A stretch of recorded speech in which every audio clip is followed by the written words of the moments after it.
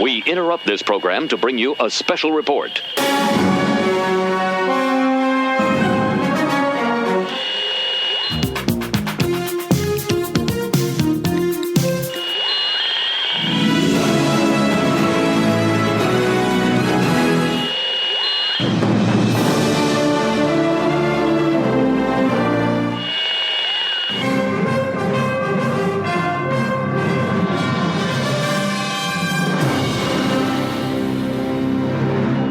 This is Cheapseat Reviews.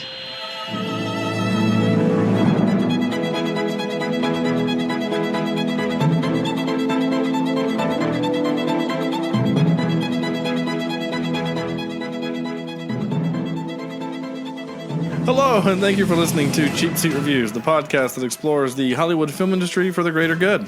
This is episode 173, and tonight we are spoiling Wonder Woman, the 2017 Wonder Woman. So if you have not seen that movie, so go see it.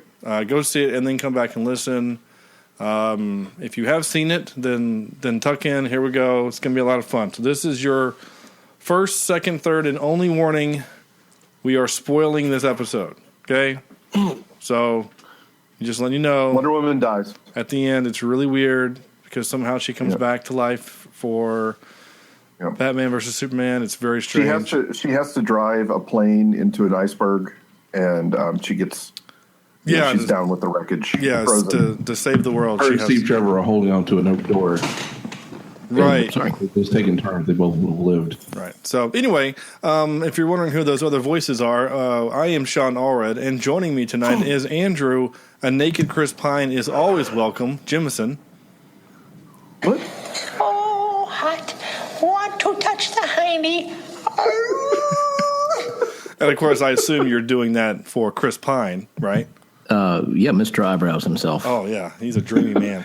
You could say he's pining over that man. Dude, he's got the biggest forehead I've ever seen. Oh, I'm glad you said forehead, dude. I was a little scared. I was like, wow, that naked scene really affected Sam. It's a forehead, it's a forehead.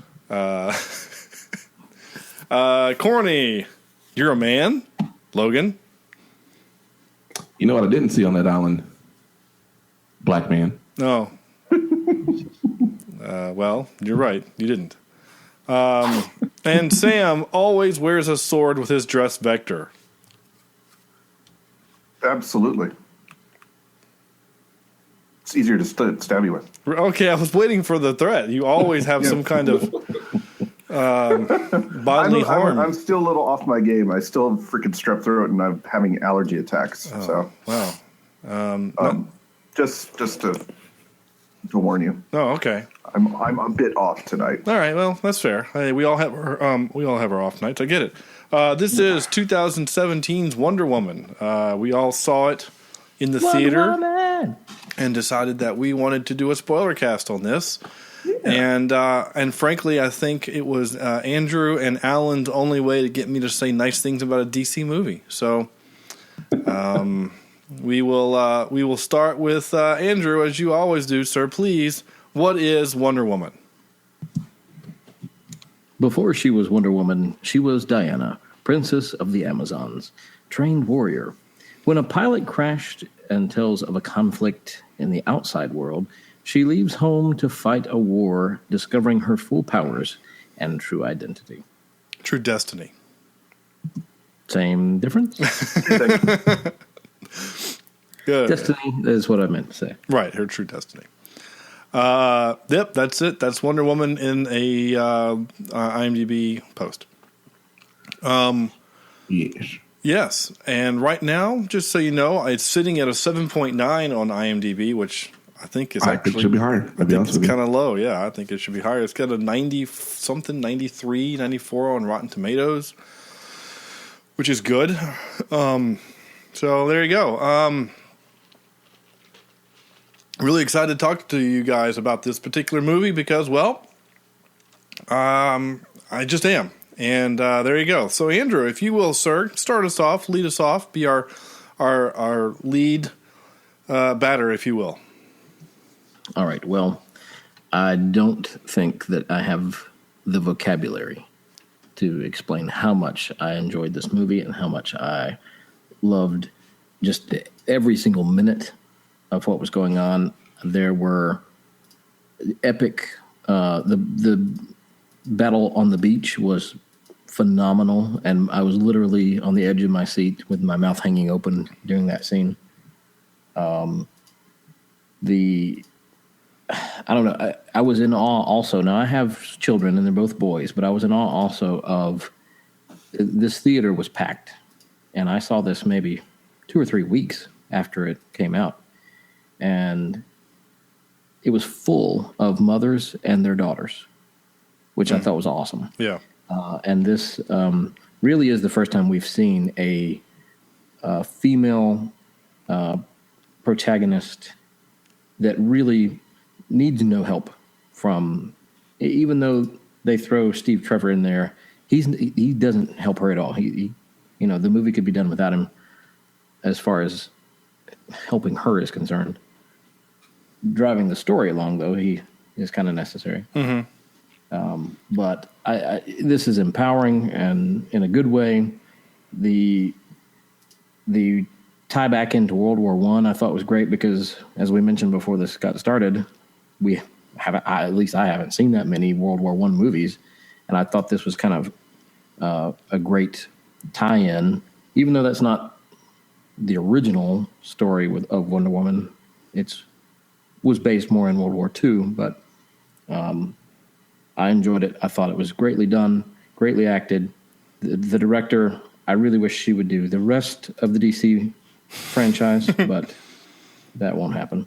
I have heard today, though, that they are talking about a sequel, so I'm excited. I did not realize that, excuse me, she directed Monster, that Charlize Theron Ricci film, Christina Ricci film. I didn't realize that. That's the one without any eyebrows. Yeah, where like Charlize Theron is like scary and terrifying. Yeah, like the one movie where she legit isn't attractive. No, that's not a joke, Corny. That's not like the whole, what's her name? Claire Danes doesn't have eyebrows. Like she doesn't. She legitimately shaved her eyebrows. Yeah, she shaved her eyebrows for the role. She's like scary. It's crazy. But it was like Charlize, I think, was either nominated for or won the Oscar for that role. I can't remember. So yeah, Patty Jenkins should do more work. I totally agree with you, Victor. She has said that this is the only one that she wants to do, but I hope it sounds like a name from like 1950s country music. Well, it does. I mean, like, no, you're not wrong. Come down to the Grand Ole Opry. You see Patty Jenkins along George Strait and Wilbur McDibbis. I want to see that lineup. That sounds great. George Strait's an actual person, though, which is funny. He's an actual country music star. Singer. Did you not know that? You go. I probably did in the back of my brain. Just like one of those usually where I pull those things from. Oh, sure. No, I'm with you. Corny. What's up?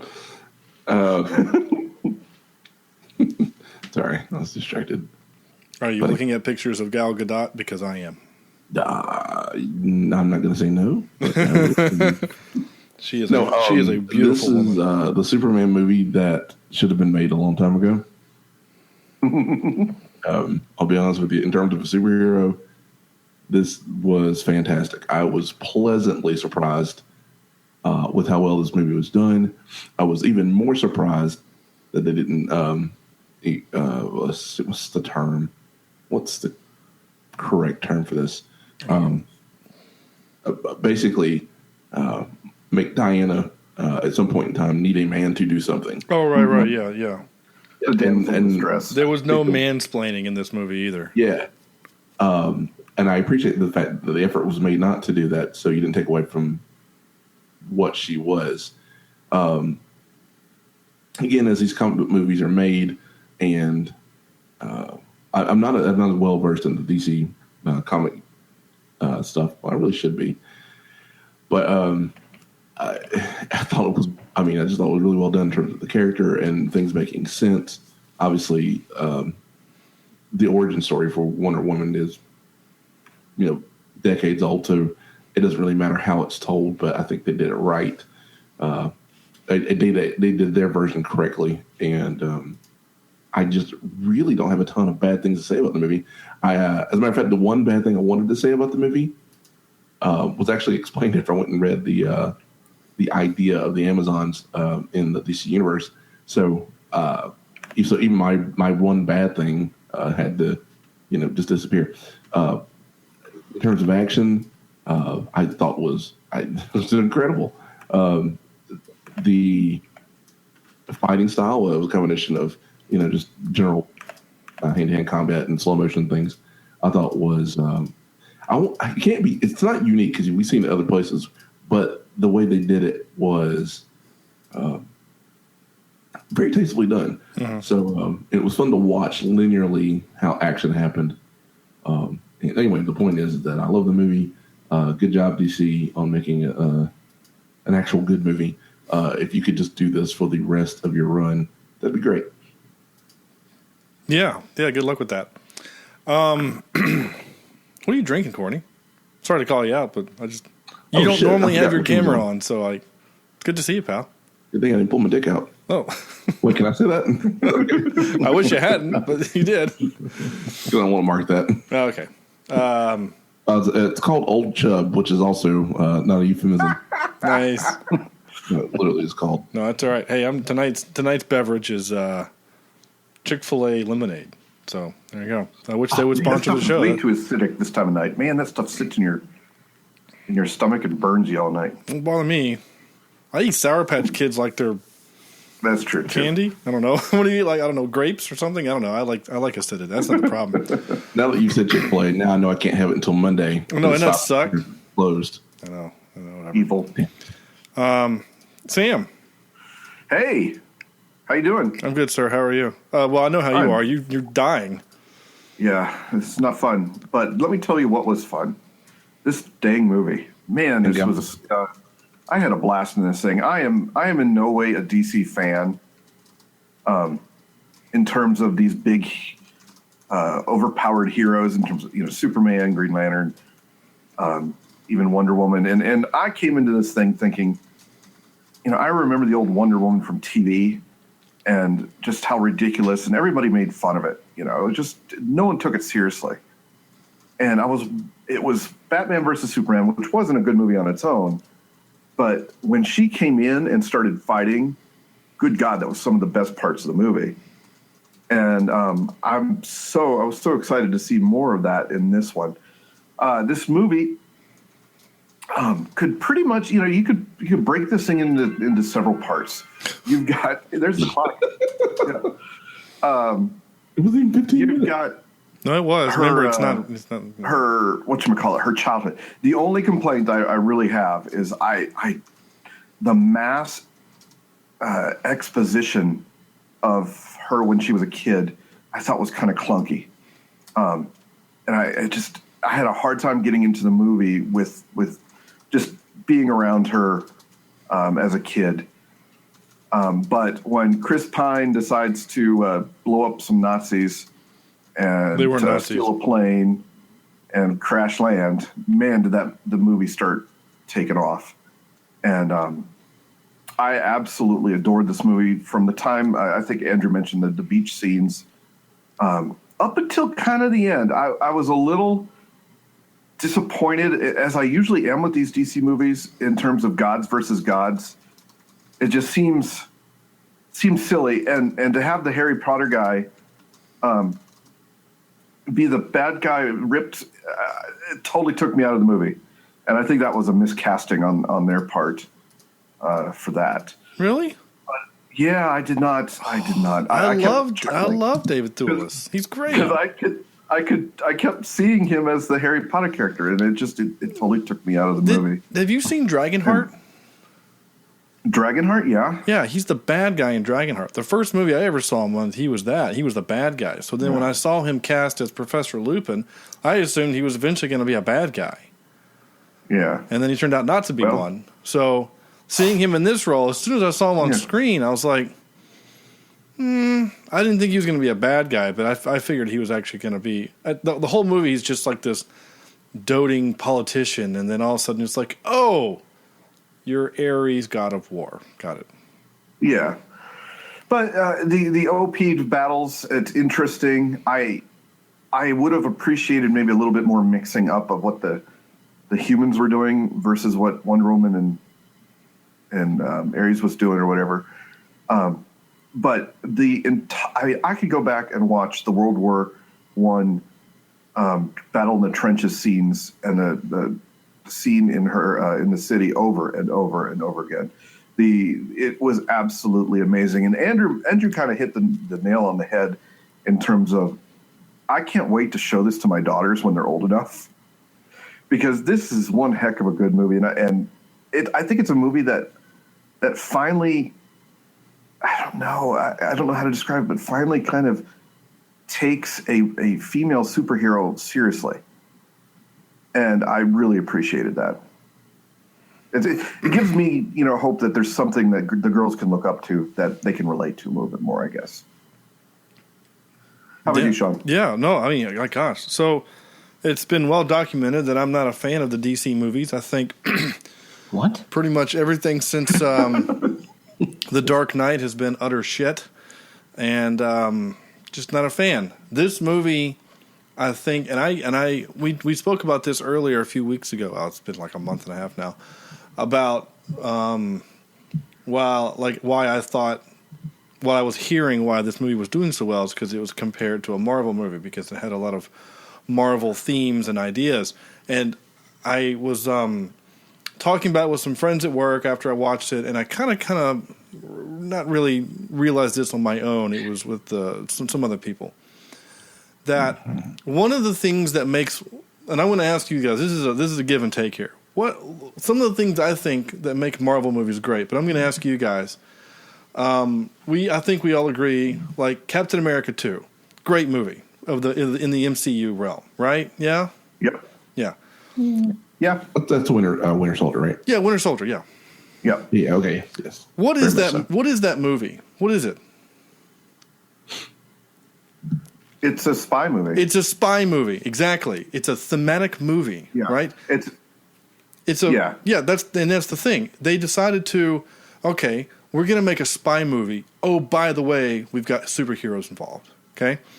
And then you can take some of the other, not all of them do that. Have we all seen? Well, the new Spider-Man. Yeah. Have we all seen new Spider-Man? Yeah, we have, right? Right. Yeah. Not yet, but I've heard it's more like a John Hughes film. It is a John Hughes film. It's a coming-of-age John Hughes film. It's not a spoiler. Movie. To the point that they even make a Ferris Bueller's Day Off reference in the movie. And that's what that movie is, and that's what makes that movie so great, is because it's not just another Uncle Ben died, I got bit by a thing, oh, I have powers now. And then, yeah. But they have to do that. They have to make them like that. Otherwise, we'd be bored to death. Well, no, it's different. It's so different. Like the whole spider bit biting thing, not a spoiler, but it's like... No, I'm talking about Marvel movies in general. No, you're right. You're right. You have stylized to into a... What do you call it? It's not stylized. Well, it's a thematic film. Theme. You're taking a theme and then putting... Type. Right, yeah, and then you're putting the other pieces together around it. And I think DC has not done that until this movie, right? Because what's the theme of Superman? A Man of Steel. The first half of the movie is his dad telling him not to be a hero, and the second half of the movie is his other dad telling him to be a hero. And then there's a lot of things happening in Zod's Mad. And I think that's... Huh? Something that happened in the movie, and I thought, are we at past 3 years? Sorry. Oh, for Man of Steel? Oh, well, no. I thought that was Sylvester Stallone from home. Yeah, he was doing it just alone. And then you got, and then Batman versus Superman. I think again, where there's no theme to the movie. It's so many different little pieces and whatever. And if you want to go back and listen to our thoughts on that movie, go back and listen. I think it's a good episode. If you like that movie, don't. Yeah, if you do like that movie, then don't. You'll hate me, which is fine. But in this movie, there's a theme, I think, and some people say, "Oh, it's a World War I movie." No, it's not a World War I movie. It's a movie that has World War I in it. That's the vehicle. It's kind of a coming of age story of this woman. I mean, it's the fish out of water trope. Fine, it's full of wonder. But yes, and a woman. But like she's she's going through this process of learning who she is as Diana, princess of the people, Amazons, right? It's more than just her being awesome. It's her realizing her place on this world and what she can and should do with her great power comes great responsibility kind of concept, right? So that's why I think this movie worked so much better than any of the DC movies. And some people say, oh, well, it's because it's like Captain America 1. No. Which I don't agree with. I mean, yes, yes, they're at a war. Yes, they have a group parallels, but there are parallels. And which really kind of frustrated me, and if you guys will look in the trivia section under spoilers, someone actually went and made like a list of how these compare to Captain America 1, and I'm like, don't do that. Like, don't do that, because yes, they have similarities, but is someone going to go and list all the similarities between Avengers and Justice League? Like, I'm sure someone will. There's no reason to. So anyway, my point is this. I actually have many points I'll make, but on this particular moment, I thought the movie was great. It was a great movie. It was very entertaining. Yes, there was some humor. There's some really sweet moments. I really loved, and to Sam and myself, we both have daughters, is that they made a superhero woman who's hot, who never uses her sexuality as a weapon. And I really appreciated that. Yeah, I really like that. Like Scarlett Johansson, she does that as Black Widow. She uses every trick in the trade to get ahead. And a couple of times she's using her sexuality as a weapon. In this movie, to her, it's not a thing. And I loved watching things through her eyes in their world, which was great. He's like, welcome to London. The whole idea of World War I trench warfare, why don't you just go take it? Why don't you just go? Brilliant.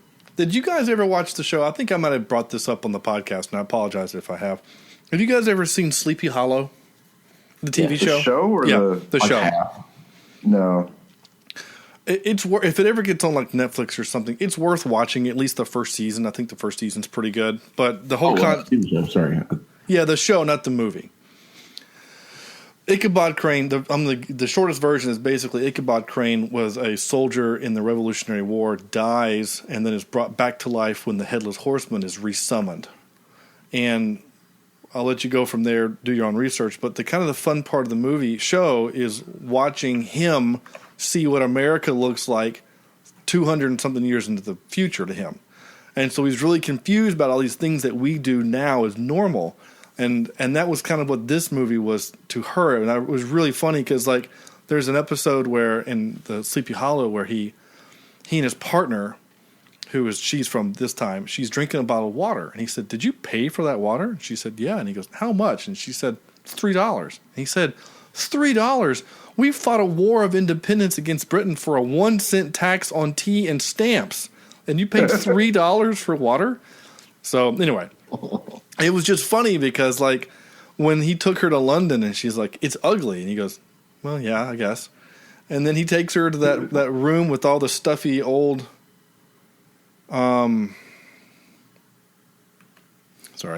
that stuffy room with all those old white guys, and then they're literally harumphing because she's in the room, which was so funny. I loved it. So anyway, there's that stuff. Oh my Lord.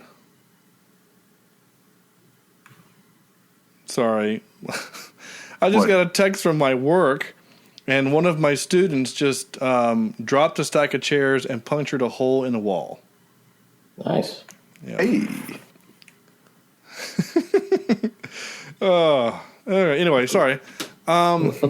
Makes me feel good to know that it doesn't get any better when they get older. No, there's no same. I'm not going to say too much because I know a couple of them actually listen to the show, but don't drop chairs into walls. That's the moral of the story. Don't drop chairs into walls. So, Sam, to your point about that trench warfare scene when she's like, "Let's just go over there and do it." Oh my gosh, that scene was so good. Yeah, it was. And I was reading some of the trivia. I don't know if I captured it for the show or not, but that scene was almost cut from the movie. Oh, geez. What? Yeah, it was almost cut. The producers didn't like it because it was they felt too whatever about it. I don't know what they felt, but they didn't like it. And the director was like, we have to keep that scene in there because it shows kind of how freaking awesome she is. Yeah. And like her resilience and willingness to do what it takes to save people's lives. Like that's what her job is, so to speak. So, I mean, that scene was so good. So good. Yes, it was. And Andrew, you're right. This movie, they changed it. They do World War I instead of World War II. And it doesn't say in the trivia, I don't know if they did that because Captain America was World War II and they didn't want it to be too parallel. But in the trivia I did read, I'm going to skip ahead a little bit in our part of the show, but it did, yeah, in the comics, Steve Trevor, the man with two first names, and Diana Trevor met in the Second World War. However, I like how they put Second World War and then parentheses put the years of the Second World War. Like we need to know that on IMDb. In this day and age, you never. Well, yeah, people probably don't know, but that's fine. However, in the film they meet in the First World War. The change in the war was made because the filmmakers thought that era was more suitable. Quote, World War I was the first time that civilization as we know it was finding its roots, but it's not something that we really know the history of. In this world, there are questions about women's rights, about a mechanized war where you don't see who you are killing. It's such an interesting time, end quote. So yeah. I like that. I saw an interview from the director talking about that, and that's what she was kind of saying, you know, that people had made the claim that we had seen a World War II film with Captain America, and she said that that's not why we changed it. Oh, good. It was purely because of the perspective of the hero. Good. I like that, and I like that better. Let's not do a thing because of what they did, but because it makes more sense to do it this way for our own story. I like that. Right. Yeah. And so you have the bad guy, head general guy, General Ludendorff, who was a real person. That was a real general in time. And he really was kind of this psycho dude that was willing to gas the world. I mean, that was all true. Then he and his team invented mustard gas, which is technically, according to the Treaty of Versailles, illegal, which is why we've never used gas since. I mean, technically, pepper spray is illegal, yet cops can carry it, which is interesting. Not a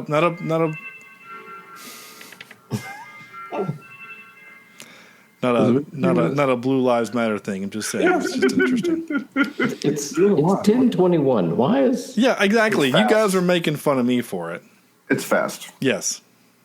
I'd say. Yeah, either Hickory is really behind or really ahead. The gravity here, if we go by interstellar logic, the gravity here is bigger. It's bigger. Is heavier than. As we get closer to Sam's ego, the gravity is heavier. There you go. Anyway, did you just call me a black hoe? No, a black hole. Sorry. And was anybody else in this movie? I kept gawking at Gal Gadot, just how absolutely gorgeous she is. Not in terms of an object, but like, holy cow. Yeah. I will say, wow. when she was first cast as Wonder Woman, and even when I saw her in Batman vs. Superman, I wasn't sold on her playing Wonder Woman. Mm-hmm. I thought, she's not the typical... She's not what we know Wonder Woman to be, Linda Carter. Well, yeah, she's not Linda Carter. And I didn't want Linda Carter, because like you said, or Sam said earlier, that was a cheesy Wonder Woman. And everybody did make fun of that. But I just didn't see her. But this movie changed my entire thought about Gal Gadot as an actress. Not only... is a beautiful actress, but she is a great actress. I mean, it pulled into the movie not because of her looks, but because of her acting. Mm-hmm. And I couldn't stop watching. No, I 100%. Yeah, and it made it more realistic.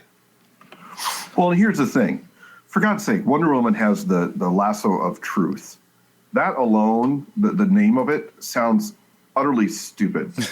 But yet, somehow, this movie, I was like, oh, okay, it's a lasso that makes you say the truth. I get it. I understand, and it wasn't silly. Yeah.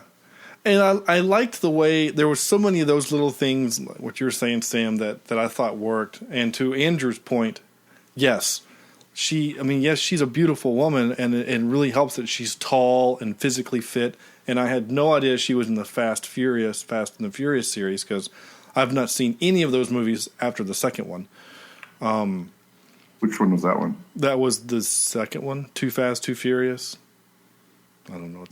The second one was the Too Fast, Tokyo Drift. No, that was the third one. Was it? Yes. Only there was a central location of. And then after that, they did Fast and Furious, and then Fast 5, and then the Fast 6, and then 7, and then 8.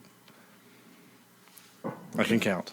Anyway, so she's in those movies. Which you're right. Look at that. Well, look at that. But no, she was. But yeah, Sam, you're right. No, like the lasso of truth. I mean, if they would have pulled out an invisible plane, I think I would have barfed in my seat. But yeah, the whole the sword is the god killer. You're like, okay, that's fine. And then the lasso of truth, and when they wrapped it around Chris Pine, like it. Ooh, Corny, you all right? What in the world? I'm alive. I'm good. You're making weird noises. And Andrew is sending links to things. Yeah, I know. Sorry. All right, little technical difficulty. Sorry. Thank you, Andrew G. Go click on the link that Andrew just sent. Anyway, nice little tidbit. Yeah. So and like it caused Chris Pine like pain when he was, not telling the truth. Like I thought that was kind of cool the way they did it. I also really liked her team. I mean, yeah, it's kind of tropey. You got the Scotsman who's a thing, and then you have a Native American who's a thing, and then you have a Persian, I guess, who's he's a different thing. So I mean, that's fine. Whatever. That's another thing from the director. Where she said that she purposely wanted an eclectic group of people so that Wonder Woman is learning these cultures and experiencing, I don't know. Doesn't really make a lot of sense as far as the story goes, but at least in her mind, that's what she wanted. Well, no, I mean, it's fine. I don't have a problem with it. It's a trope, and it's not all tropes are bad. It's just a funny thing, it's like, we got to make sure we have our thing. And of course, because of one of them in the movie, we have Cornelius. Thanks to our sniper guy, which is good. So, say good for him. He couldn't actually shoot people. Yeah, he didn't. Yeah, he actually did. He ever fire his weapon? I don't know. I don't remember. So here's an interesting thing too. I thought was really cool. So I've been playing Battlefield 1 a lot, which is a first-person shooter during World War I. And when I was watching this movie, all of the shots and sets and the costumes, I'm like, those are straight from the game. Like, it kind of made me happy to know that the game actually did research on what the attire would look like. So, like, when you're looking at the picture of the team together with Declan as the sniper, like when you pick a sniper class, he's wearing like a cape. So you can kind of like hide his body and stuff when he's sniping. That's how it is in the game. I thought it was kind of cool. Just a random little thing. Anyway, beside the point. The point is, this movie was great. I did take a couple notes. What was my other note? It kind of makes sense why her armor is so revealing, and it's because they live in kind of a tropical area. It's warm. If they had full body armor, they'd be sweating like crazy. So I guess if that's, I'm okay with that. I'll buy that. And not only that, it's just more mobility, since they move with quickness and speed. Right. I think we lost Sam, so we're just going to keep trudging. I think his wife has come into the room and he's talking to her. So we'll keep on going. So I will say this. He's trying to reset his clock. Is that what it is? You got to hold the button and then hit the thing. Oh, wait, no, it's the wrong kind of clock. The one thing that I didn't like, and I mean truly the one thing. Okay, there's two things I didn't like. But I talked to Corny about it, and he straightened me out. Because I've read a few books, like 3. Well, maybe more than that. About Greek mythology. Why you guys weren't responding to me. I've been muted for like 5 minutes now. Well, we figured you were talking to Kimberly or something because you were looking not at the computer screen. You looked like you were looking off camera, so we figured you were. Oh, I was for a second, but Anyway. All right. So, but yeah, Corny's talking to me about like again. So in Greek mythology, actual Greek mythology, Ares is not a bad guy. He's just the god of war and wisdom. Or actually, god of war and battle strategy, and. You know, and Battlestar Galactica. And Battlestar Galactica, yeah, which I've not seen all the way through because they pulled it from Netflix, which made me mad. Anyway, so the fact that he's a bad guy is weird to me. Like I had a hard time. Again, that's not the movie's fault. That's DC's fault because they changed Greek mythology. So anyway, and demigods can't kill gods either. By the way, but that's again not the point. Tell that to Hercules. Hercules didn't kill any god. I know, I'm kidding. Okay, it's just with Disney.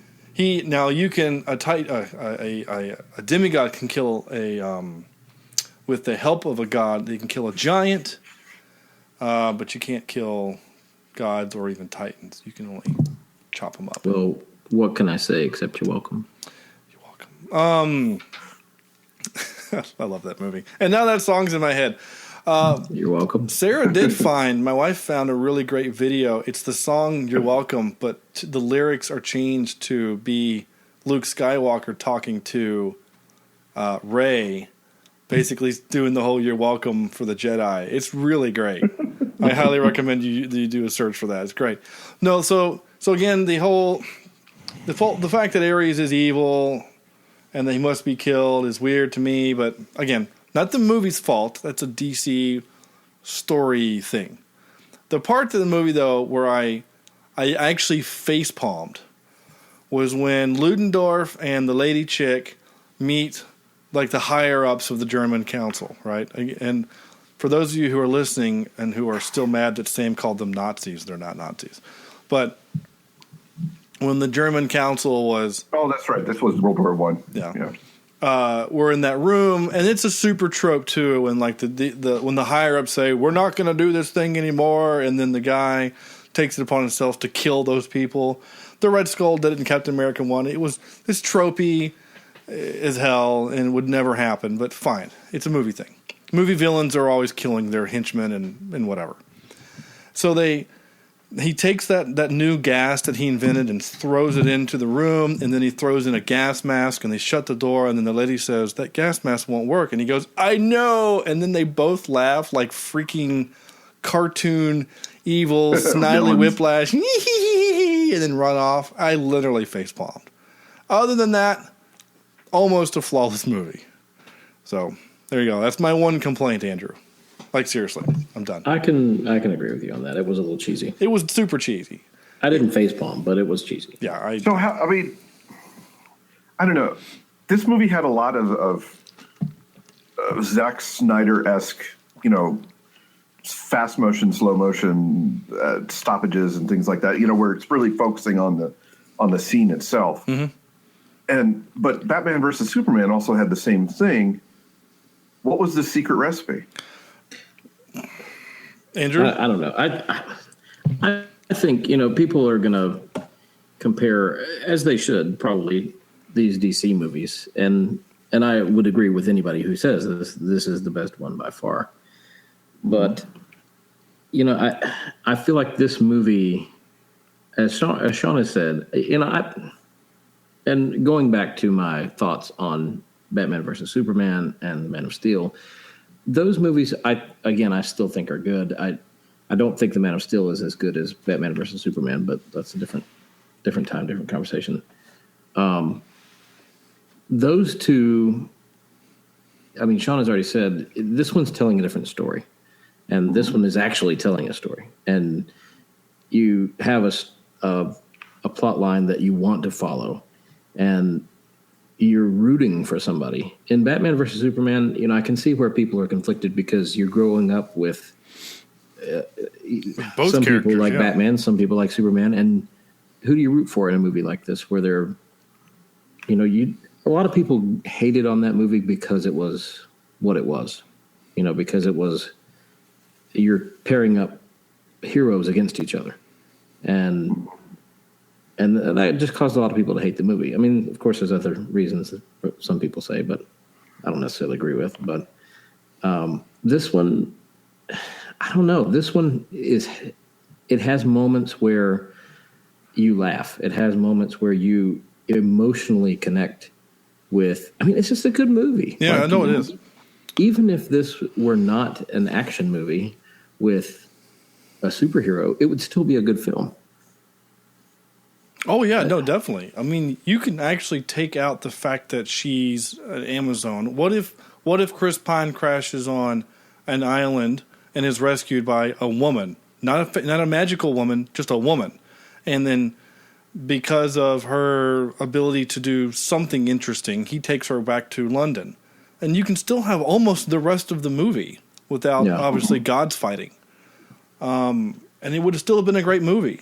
I mean, there aren't very many good World War I movies out there. Was it because Zack Snyder wasn't as involved?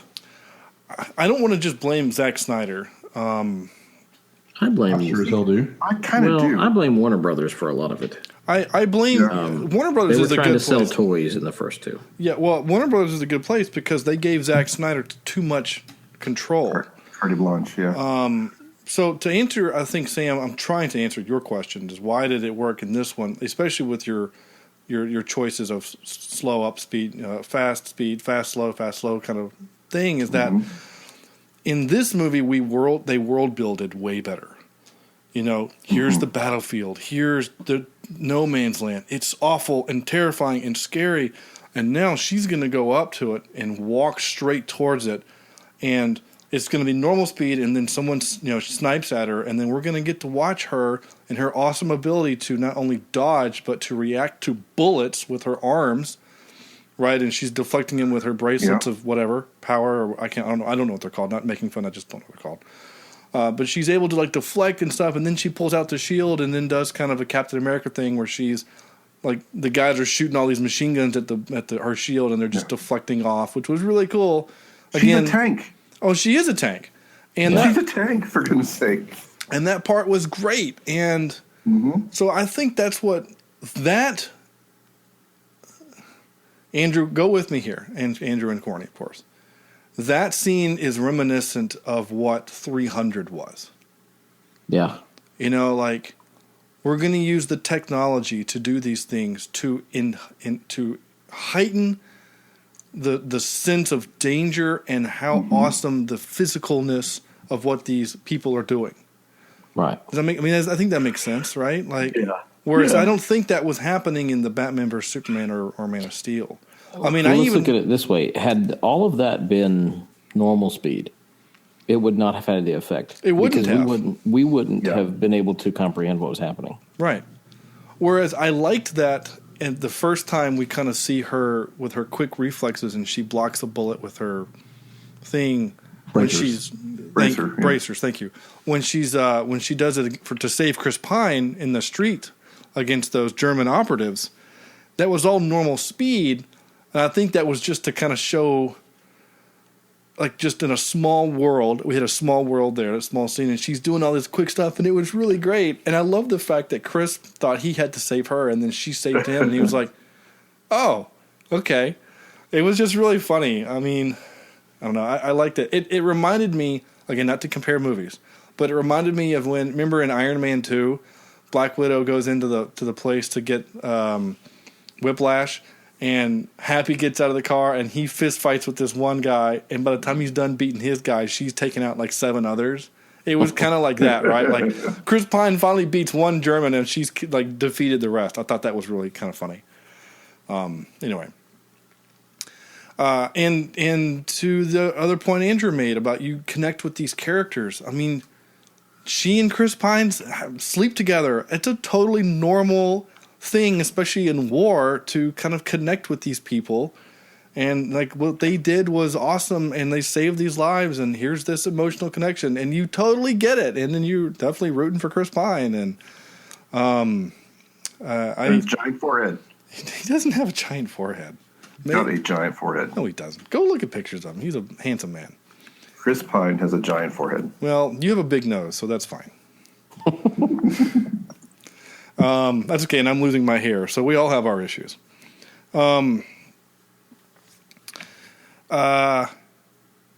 was I going to say? I don't know. I can't remember. The movie was great. I freaking loved it. I don't know. I mean, I don't really know what else I can to say about it other than go watch it. It was really, really great. I mean, seriously, it was. I mean, Spider-Man was probably so far has been my favorite movie this summer, and I mean, I'm saying that having seen Guardians of the Galaxy 2, I really liked the Spider-Man movie a lot. I'm going to go see it again. I thought it was really good, and I really want to go. Now, one of my friends on Facebook panned Dunkirk, hated it. But really, he hates Christopher Nolan movies. He hates Christopher Nolan. He doesn't. Well, I understand that. He doesn't. I love Christopher Nolan movies. I know you do, and I have a fondness for most of his movies too. So some of them. Some of them. Most. I would say most. Dark Knight Rises and Interstellar are kind of the outliers. Anyway, my point was, I do want to see Dunkirk. Sorry, there's a link I was looking for. I googled Chris Pine giant forehead. Oh God, what did you find? And the name of this link says, "Poor Chris Pine's mother must walk like a crab." Oh my Lord.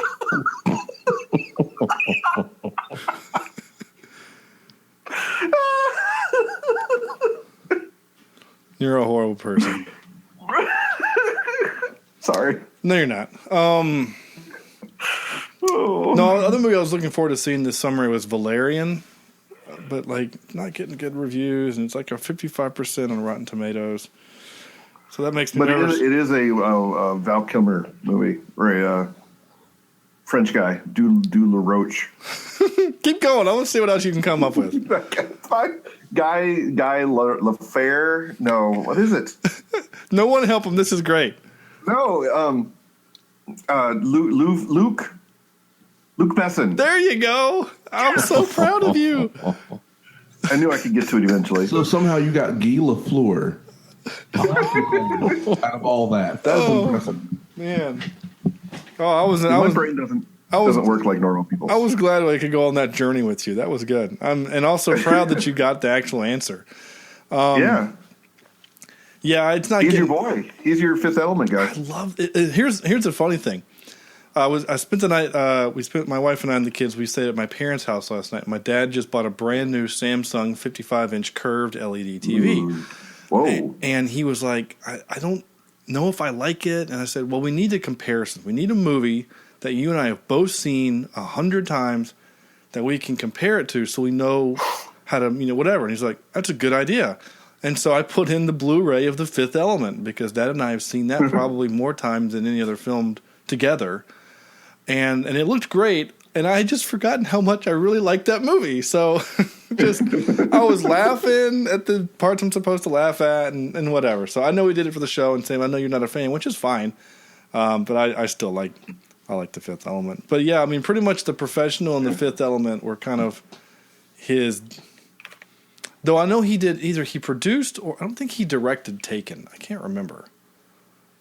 Because he had something to do with Luke Besson. Yeah, I know he's done some other stuff. I know we're getting on a weird little tangent, but it wouldn't. He wrote the Taken movies. There's going to be a second Lucy movie? What? How? If you saw that movie, that doesn't make any sense. I really didn't like Lucy. He directed Lucy. He's done a bunch of crap. So yeah, so he didn't direct Taken. He wrote it. He wrote the Taken movies. Anyway, it's fine. He did direct The Family, which we watched, which I think we all liked that one for the most part. For the most part, again, Lucy was terrible. Did anybody else have just a brief moment where they thought that this Ewan Brimner guy was Scotty? No, Simon Pegg. Simon Pegg. For a brief moment when I first saw him on screen, I thought, God, is that Simon Pegg? No. And then I watched it from a couple minutes later, and I thought, no, that's not him. But even my wife asked the same thing. She said, "Is that Simon Pegg?" And I said, if it is, he's lost a whole lot of weight, and in his face, right? But in my face. But isn't he also? He's also in a Marvel movie, isn't he? I don't know. Didn't we make that connection? I thought we did. I'm looking. He was in Snowpiercer. He's the guy that lost his arm. And we all freeze and die. It's in Snowpiercer 2. Wait, did you say Snowpiercer 2? That's not a thing. Black Hawk Down, Pearl Harbor. Maybe for some reason I thought he was in a Marvel movie. They had connected him to. No, I'm wrong. That's fine. But he still is our Cornelius guy. So there you go. Speaking of Cornelius, where are you? You there, Corny? Yeah, I'm here. Okay. I haven't heard you in a while. We do have a Marvel connection with Danny Houston, who played Ludendorff, who was what's his name, Stryker, in the Wolverine movie, which was terrible. You have another comic book connection with Robin Wright, Janae. She was Bruce Willis's wife in Unbreakable, which is a fantastic comic book movie. Well, hold your horses there, bud. Oh, I love that movie. It's good. No, it was the last good Shyamalan movie he's done. In my opinion, he's done two good movies. He did The Sixth Sense and Unbreakable, and then everything since then has been terrible. Well, not terrible. They've slowly gotten worse.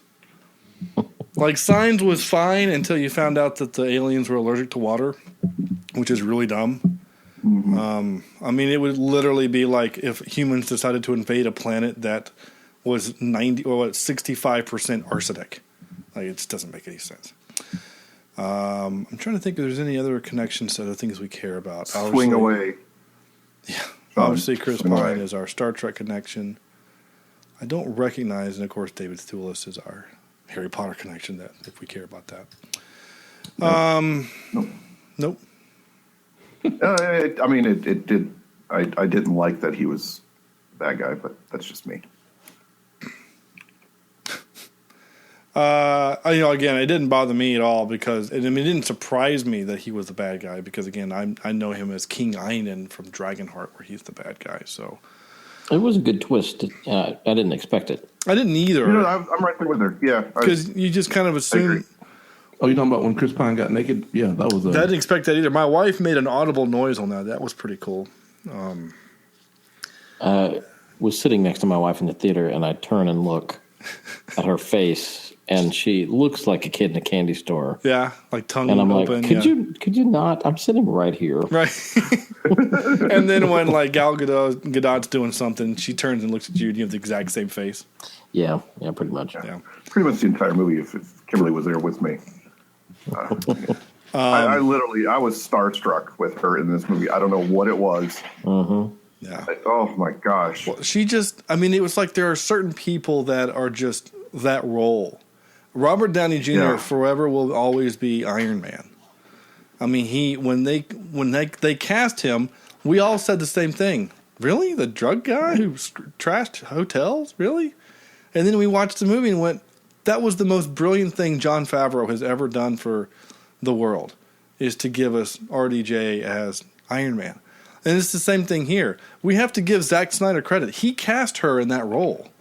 So for all of Zack Snyder's issues, and there was a lot of negative posts about it because everybody was like, "Really, the skinny little model?" And she was, and she's great. Well, the issue was you got all those people who were saying that were expecting, the comic book versions of the large, seemingly large chested. Oh yes, heroine with very little clothing on. And as a matter of fact, even Gal Gadot actually makes reference to that in an interview, I think, with Conan or Jimmy Fallon. I think it's Conan. Oh, yeah.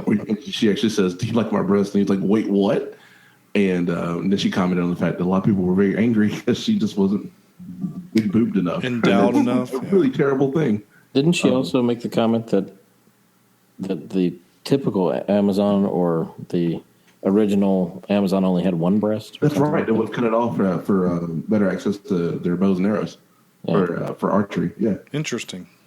I was going to say something. I totally forgot because that completely threw me for a loop.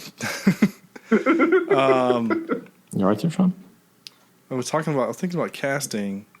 You having a stroke? No, I smell toast. No. Damn, I can't remember. Toast would be good right now. Well, we were literally just talking about. You were talking about Gal Gadot and how she. Oh, the fans. That was my joke was going to be. These are probably the same a-holes that got mad at the next Doctor Who was a woman. Yeah. You know, like. Spoiler. Oh, I've never seen. That's not a spoiler. It's the news. Sure it is. Sure it is. Well, okay. I haven't seen the episode. It's not been. They haven't made it yet. They made the announcement. The episode, her first episode won't air until. Oh, it was the Christmas special one. December, yeah, the Christmas special where her and Gus and Sean save Pasadena from a victim or something or a killer. That's probably true. Yeah, that's all real. Oh, they're doing it in San Francisco. Isn't that right? Oh well, yeah, it'll be the movie will be in San Fran. I mean, I've not watched 1 second of Doctor Who, and if Chad were here, he would, God rest his soul, he would slap me. I know. I just never got into Doctor Who. I don't really know anything about it, and that's my own issues. That's nothing. It's not like it looked dumb. I mean, I watched Star Wars and Star It's about Trek. a whole bunch of BDSM. It's great up until this current Doctor. I just quit watching it. Couldn't take it. Well, I know a lot of people were like really mad at David Tennant being cast as the villain in the Jessica Jones series because he was the Doctor Who that so many people loved, and I'm like, he was also a bad guy in Harry Potter. Like, he seems like he plays a bad guy really well. These fans are also probably the same people who aren't happy with anytime a traditionally white character is cast as black. Oh yeah, it's the same people that got mad that. That Spoiler: wasn't a little white girl. In, Wally West is Hunger Games. black? What? Well, no, but like, I mean, I guess not a spoiler. If you go to IMDb, this isn't a spoiler, but MJ is not played by a white redheaded girl in Spider-Man. Well, I've also read that that's not really Mary Jane. Well, because her name isn't Mary Jane, they just call her MJ. What? It's not really. It's not a thing. Don't worry about it, Sam. It's not spoiling anything. It's not a thing. So without looking at the clock, should be 10:36. 10:51. No, not even. Damn it, Sam. And he said he fixed that clock too. Oh my gosh, you're gonna have to find a new place to record. Just drive down here to Clemson every Wednesday. That seems like a good idea. He has me muted, so either he or he's muted himself. So Speaking of South Carolina, I was in Greenville last night. oh, good. I'm moving on. Here we go. I have nothing else to say except. Wait, did we? Was there? Was there a montage? Not really. Okay. Oh no. So there's training. There's definitely a training montage at the beginning. Okay. There was also the trying on dresses and. Oh, that was a good one. I like that montage. And now for some more bad news. Ready? I did capture some trivia for this. I don't have clips, obviously. I guess I could have pulled some stuff from the trailers, but I didn't. Gal Gadot was a part of reshoots for the movie, including stunts, while being 5 months pregnant. Her baby bump was visible, so the crew created a costume which had a green screen around her belly, which was later removed during post-production. I think that's kind of cool. I already mentioned the World War I bit. The discussion in the boat about the pleasures of the flesh was improvised. Nice. That was one of my favorite scenes. But yeah, I love the fact that was all improv. All 12 volumes. Man's role is just not needed. A role was offered to Kate Blanchett, but she turned it down as she would take the role of Hela in Thor Ragnarok. So Good. She can ruin that one. It's Hela. I can't stand her. Kate Blanchett? Why? Yeah, I don't like her. Oh. She was great in the Lord of the Rings bit. She's all scary and things. Yeah. No, okay. I will say this. She's my female Ben Stiller. For me, my female one would be, what's her name? Gwyneth Paltrow. Ugh. You shut your dirty She dirty is mouth. such a horrible human being. She's being sued She was because so good in Stardust. not the same person. That's not the same person. But anyway, she what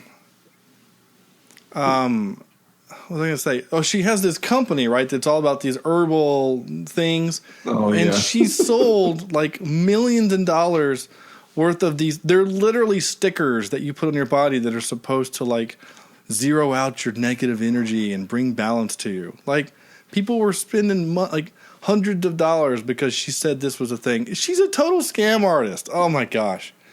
I freaking hate her. Done. I just had 2 kids so that I could bring balance to the force. Well, sort of. You have 2 boys. I have a boy and a girl. Hopefully. So I have, That's true. yeah, hopefully one of them won't eventually grow up to kill I'll you. cut their hand off. Well, then they'll cut yours off. That's true. Eva Green was considered for the role of Wonder Woman and later for the role of Dr. Poison. I could have seen her as Dr. Poison. I could totally have seen her as Dr. Poison because she plays a good bad guy. Though it would have been weird because we wouldn't have seen her boobs because she normally gets naked in her movies. So She does. Good for her. I'm pretty sure DC would have avoided that. Maybe. yeah, I'm pretty sure you would. Yeah. Well, Not as Miss Peregrine's, but oh, she's not. She doesn't get naked in that role either.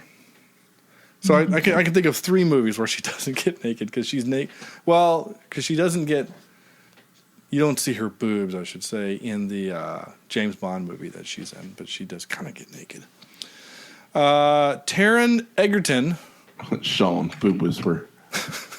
Taron Egerton was rumored to play Wonder Woman's brother, Linux, which is a really good software.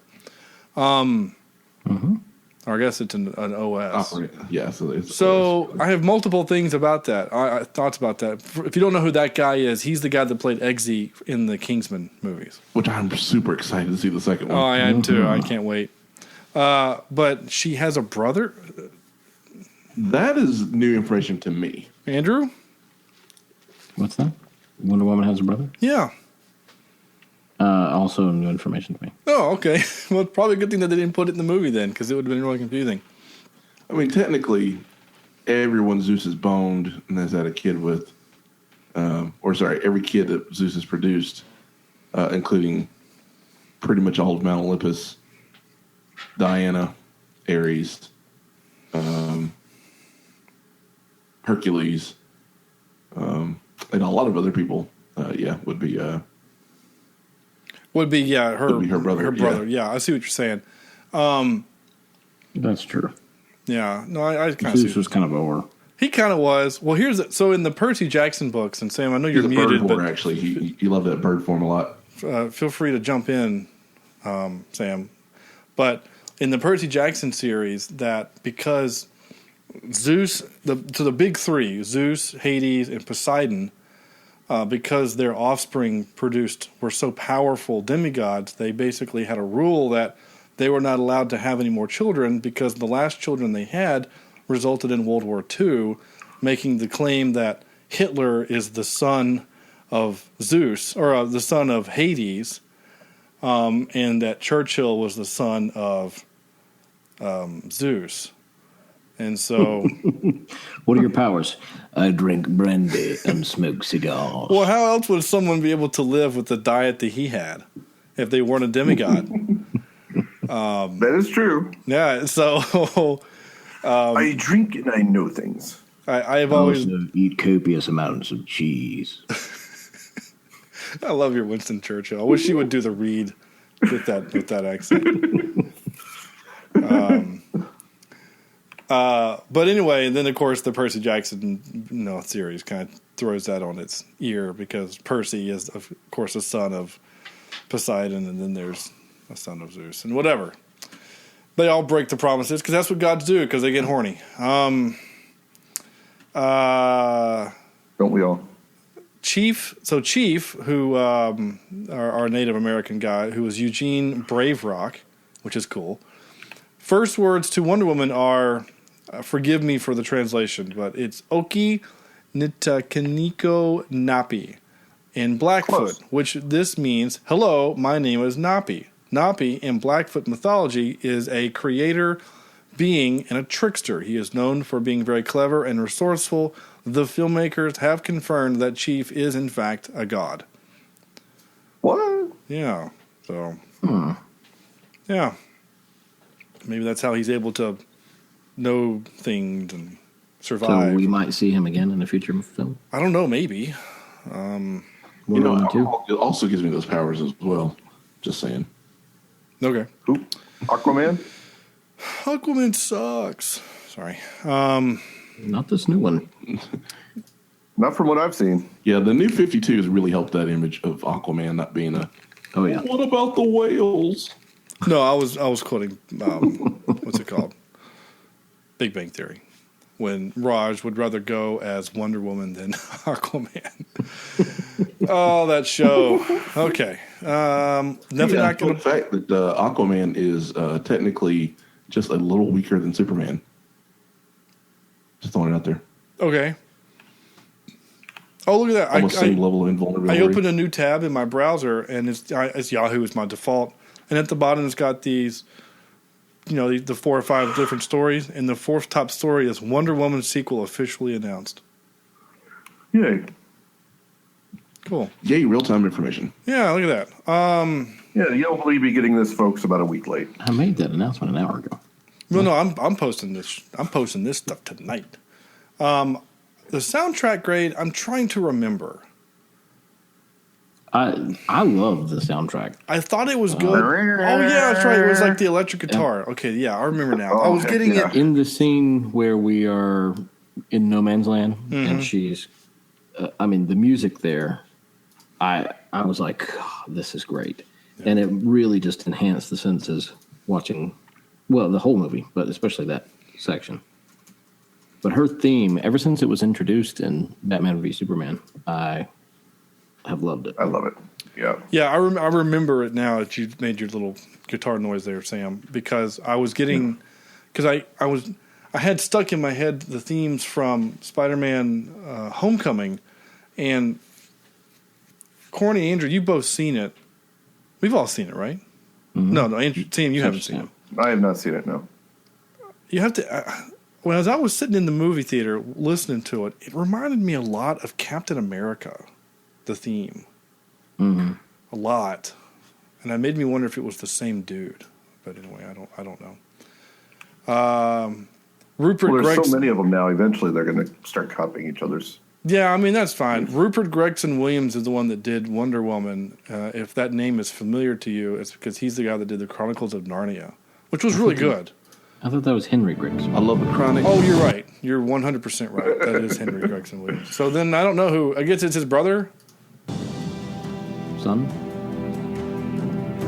This is the No Man's Land theme. Yeah. Getting ready to go over the wall. We're all slow-mo-y here. Inspirational bit. Oh, this is great.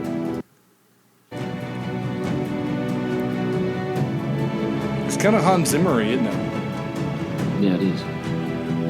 Anyway. And flagged on YouTube. Yeah, we probably just got kicked off YouTube for that. That's fine. Whatever.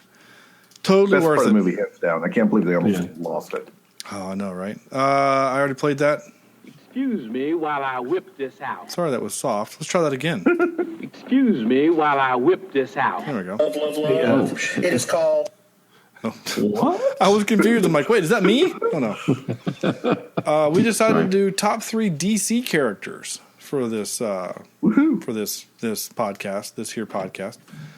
your favorite top three, your top three DC characters. We are including Wonder Woman in this particular game. We typically don't do that, but we're going to do it for this game. And also, somebody shooting Nerf guns in the background. I did ask the team that they would provide the movie or the source of their character. So I guess technically it's like if Batman Michael Keaton movie is your number one, and then Batman, what's his name from the Batman Begins movie is your that's your top two. Fine. Chevy Chase. Chevy Chase, yeah, that's him. Chevy Chase the Batman would be really weird. Russ. Right. And then he would drop the N-word and then get fired. So, Yep. Andrew. Okay. I have always been a DC fan, and I've been a fan as long as I can remember, specifically of Batman. And the animated series Batman, when I was growing up, was what I watched every day, religiously when I came home from school. Mm-hmm. And so an honorable mention is going to go out to the Joker, played by Mark Hamill, or voiced by Mark Hamill. And he's always done a great job in my mind. I think. Have you heard him do the Joker, but reading Donald Trump's tweets? So funny. Yeah. But the really great one is Andy Serkis as Gollum reading Trump tweets. Yes, I just saw that the other day. Brilliant. Anyway. Quite good. Okay, so number 3, I'm going to go with Heath Ledger in The Dark Knight as Batman. I mean, as the Joker, sorry. Yeah. The best on-screen live-action Batman that we've had, and I will stand behind this 100%, Ben Affleck. Ben Affleck, yeah. I don't disagree. As Batman. And then number 1 has to be Wonder Woman. This movie is right now, anyway, until the rest of them come out, my number 1 DC film. So, Gal Gadot as Wonder Woman. Okay. Hey, it's fine.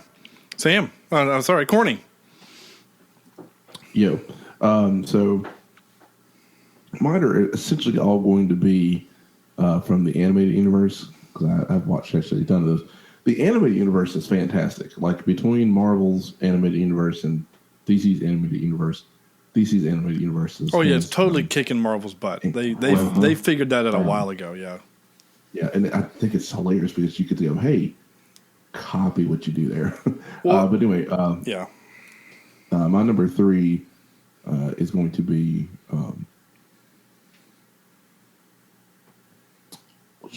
Martian Manhunter, and more from the Justice League Limited and that stuff, because of his power set and how he uses it.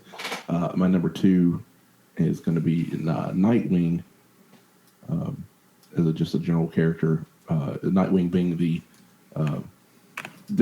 next persona of Robin, the Dick Grayson Robin, and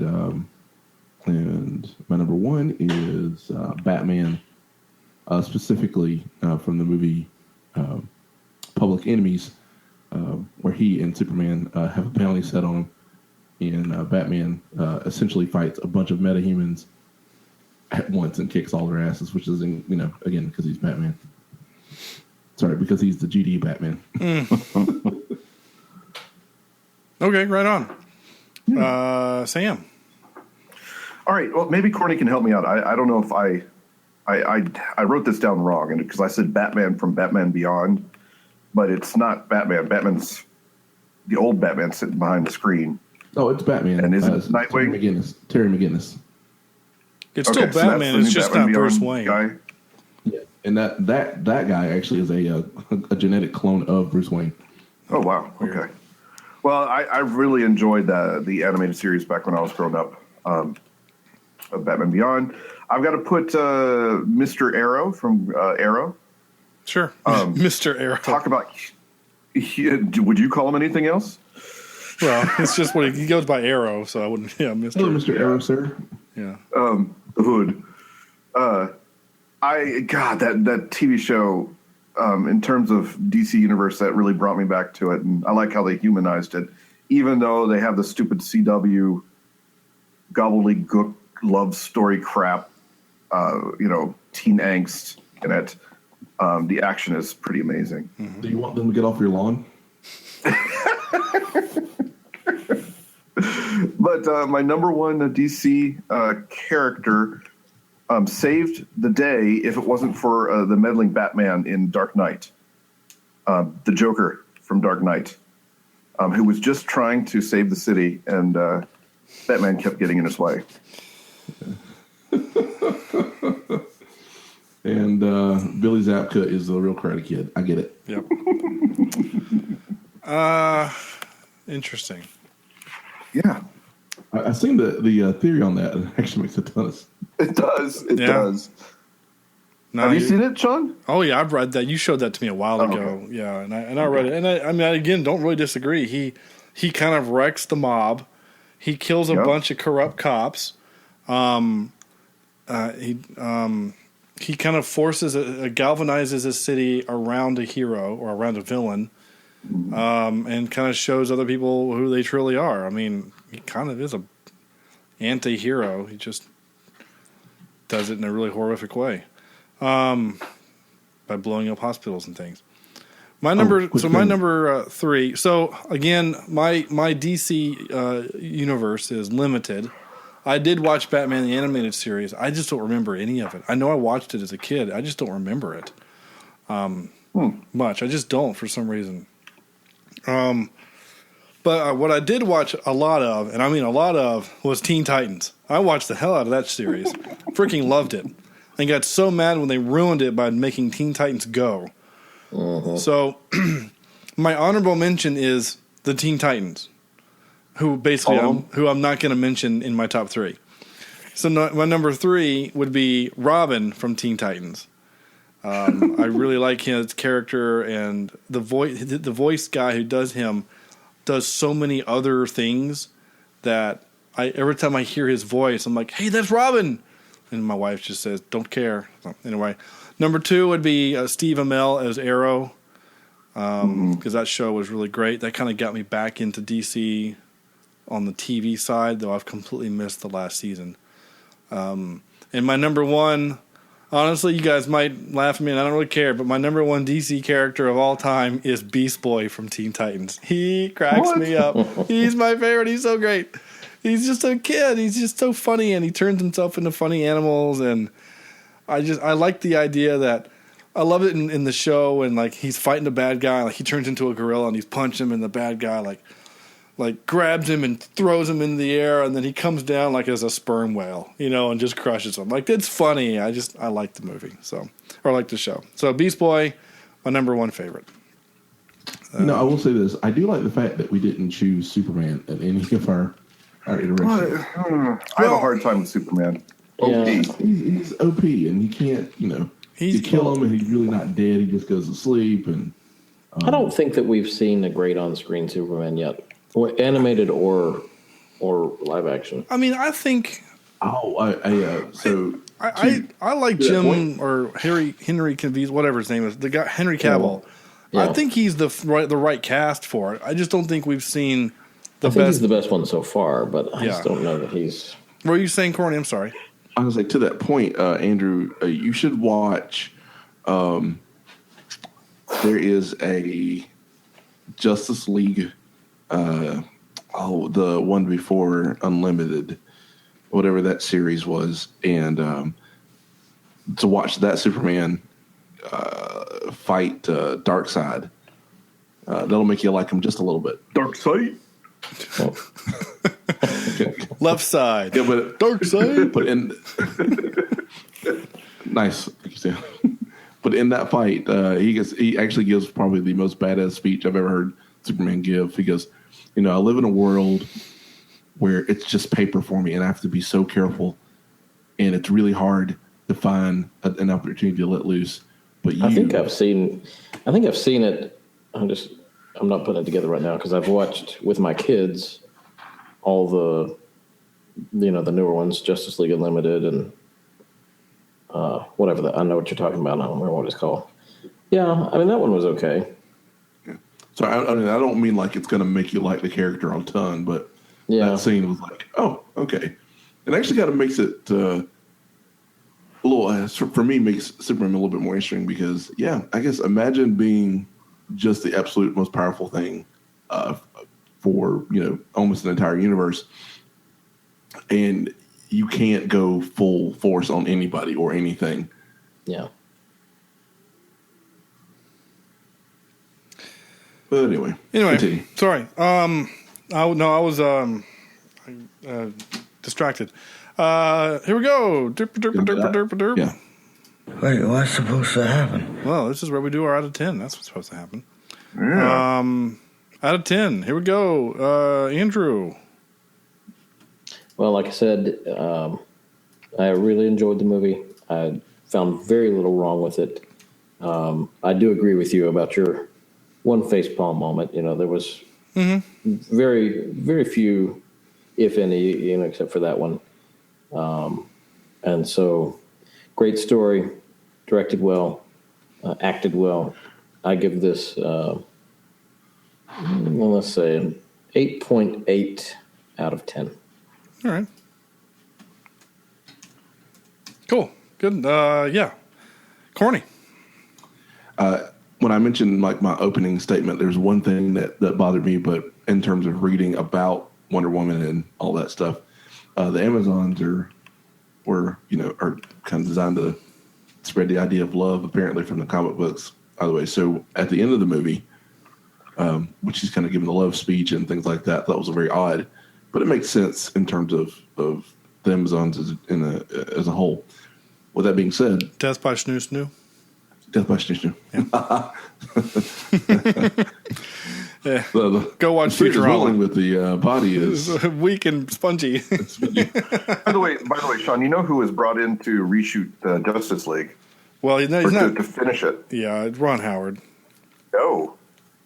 Joss Whedon. Oh, Joss Whedon. Yeah, Ron Howard's finishing Finishing. something else. Han Solo. The Han Solo movie. Yeah. Your microphone sounds terrible all of a sudden, Dan, by the way. and What's that? Your microphone, you sounded like you were 14 feet away from your microphone for some reason. Sorry. Okay. probably got his pants off. No, that's fine. I did see that. But Joss, I mean, he's coming in so late. And for those of you who don't know or care, but I'm going to tell you anyway, Zack Snyder stepped down from finishing up Justice League because his son committed suicide.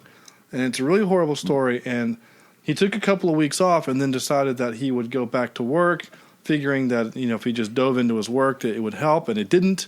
And so he's taking the rest of the movie off. So they've pretty much filmed all of principal photography. So Joss is literally coming in to just kind of, do a couple little reshoots and then help edit and put a final stamp on it. So, I mean, he's really going to have so to anyone that's at home going, oh, yay, Joss is coming to save the day. No, this is a Zack Snyder film. It's not like Joss is coming in and rewriting the movie. Now, I will say, I don't know if you guys are aware of this, but the guy what directed the War for the Planet of the Apes movie is directing the new Batman movie. And he has come in and completely thrown away the Ben Affleck script and has completely changed the movie. Now, War for the Planet of the Apes is... War for the Planet of the Apes is sitting at like a 94% on Rotten Tomatoes. So the thought is that that's a good thing, that he's going to be the right man for the job. So I haven't seen the second Planet of the Apes movie yet. We have a DVR, so we're actually going to probably watch it soon. It's really good. I wanted to see it. We just didn't. I own the first one. I really liked the first one. Anyway, Corny, you didn't finish you didn't give me a score. Sorry. No, I did not. The score, actually, I'm going to give it a 9.1. All right. I thought it was obviously the best DC movie in the film universe, and just well done, I think, top to bottom. Okay. Yeah. Hey. What did I give Batman versus Superman? I can't score this lower. Batman versus Superman. I don't know if we. Were you around for that one? Oh yeah, he was around. Okay. I'm just trying to see if I still if we were doing that score thingy. I think I was. Batman vs. Superman. You gave that movie an 8.765. So you gave this an 8.8. Yeah, you were. Okay. Yeah. I might have to bump it up. Still works. It works, but maybe bump it to a 9. You know what we should do? Wow. All right. Go back and take some of these movies that we voted higher because we were, it's a different time. High. And go back and revote them. Well, I don't know. I mean, because we all admit that, if as high as, some of these movies are, they shouldn't be. By the way, Corny. It was a different time. There you go. Thank you. On that. I was looking for it. Oh, yeah, and Joe Pesci, because we haven't said it yet. Well, nice. See, and I see why you say that, because we look back at the list and go, oh, God, yeah, Civil War probably shouldn't be as high as it is, and Avengers Age of Ultron probably shouldn't be as high as it is. But, that's the way we felt at the time. Yeah. So if we go back and start changing the numbers, I think that kind of cheapens the point of the ranking, personally. Okay. That's just kind of how I feel. Because, because then, I don't know, I still think Saving Private Ryan there's a reason why it's number 1, because it's a fantastic film, and I loved it, and I don't want it to be something else just for the sake of it being something else. Yeah. And I'm okay with movies like Pirates of the Caribbean and The Mummy being higher than legitimate great films like The Breakfast Club or Jaws or The Exorcist. So yeah, okay, I'm okay with that. And all those things are real, by the way. I had forgotten that Pirates of the Caribbean was as high as it was. Anyway, Sam. All right. Like I said before, the first part of the movie kind of, drug along for me to a little too much exposition, which takes the score down a little bit for me. And then, of course, just some clunky direction here and there in terms of, I did not like the Harry Potter actor being the bad guy, and then he just seemed off for me. Of course, that's just my personal opinion. Yeah. So I'll probably give us I'd watch it again, 8.1. All right. Out of 10. Yep. Okay, cool. I thought it was great. The score I'm gonna give it is not just based on the fact that it's a good movie. We talk about this all the time: expectation versus reality. I went into this movie with zero expectations because so many of the DC movies had disappointed me, frankly, that I had no expectation. Now, Corny had seen it first, I think, of the group of us and said, it's fantastic, go watch it. And some other friends of mine who had seen it also said that it was really great. But I still had very low expectations for the movie just because of the nature of it being DC. And that may be fair or unfair, but that's just my reality. So because I walked away so thoroughly enjoyed and entertained, and my wife and I talked about it for a while, and she really liked it, and she liked all of the things that basically some of the things that I talked about tonight were her ideas about, like, I'm really glad that they didn't make her use her sexy body as a weapon, things like that. And the comic relief of the funny secretary. And Corny, I'm going to be real honest with you. Your middle name was almost the joke about secretary equals slavery, but I thought some people might not find it very funny. Better at that one. So I'm not making the joke. Okay. And by his silence, I'm thinking, no, he just quit the show. Yes, that is correct. That's fair. So I thought that she was a good comic relief and all that stuff. So with all that having been said, I'm going to give this a really solid 8.75 because I really liked it a lot. And there you go. That's it. That's our movie. And that turns it into an 8.73 for those of you who care, which will plant it firmly underneath Logan. Ooh. I'm actually okay with that. Yeah, like right under Logan, above The Usual Suspects. And it also kicks The Force Awakens out of our top 10. So there you go. That's a shame. It kind of is. That's all right. That's a movie. Scott Pilgrim's still up there, right? Oh, yeah. Scott Pilgrim is firmly entrenched at number 4. Yep. Above Logan. Or it should be. Yeah, it's a good movie. Here we go. That's it. Thank you for listening to Cheap Seat Reviews. What are we doing next week? Next week is the thing that I can't find. Where is... that's what I was looking for. It is... Sorry. Assuming it's streaming, which I think it is, it's Alice Through the Looking Glass is next week. Yeah, it's still on there. Yeah, I think I saw it the other day. So that's it. Alice Through the Looking Glass is next week. The Looking Glass. Marriage. Marriage is something great. Go to our website, cheapseatreviews.com, where you can see our previous shows and do it now. Stuff like that, and links to other fun things like our iTunes and Stitcher and Google Play and all that stuff, where you can leave us reviews. Do that. Go leave us reviews on all of those places, except for YouTube. Don't do that. I'm just teasing. You can. Like us on Facebook, facebook.com/cheapseatreviews. Follow us on Twitter @cheapseatcast. You can check us out on our Anchor app, and you can also find our Anchor app is now a podcast. So we actually there are 2 Cheap Seat Reviews podcasts floating out there.